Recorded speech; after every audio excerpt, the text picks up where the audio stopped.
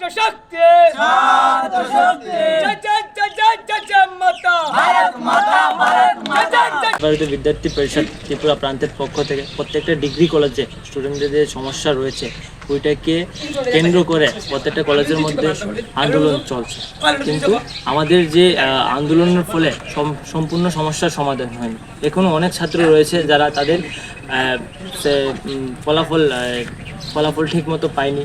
হ্যাঁ, এক্সামের form fill up করতে পারেনি। বিশেষ করে 6 সেমিস্টারে যারা আছে তারা এখনও তাদের এক্সামের ফর্ম ফিল আপ করতে পারেনি। অনেক ক্ষেত্রে দেখা যাচ্ছে যে অনেক ছাত্রছাত্রীরা যে ফর্ম ফিল আপ করতে গিয়ে পেমেন্টের ইস্যুর সম্মুখীন হচ্ছে।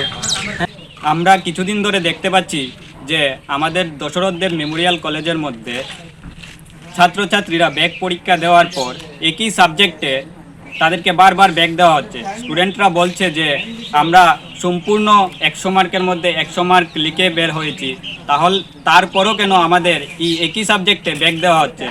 তো আমরা এই বিষয়টা নিয়ে প্রথমত প্রিন্সিপাল স্যারের সাথে কথা বলি।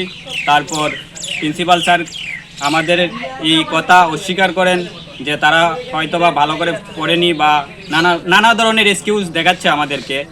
নমস্কার, আমি সুমন দেব। আমি দশরথ দেব মেমোরিয়াল কলেজের একজন 6 সেমিস্টারের ছাত্র।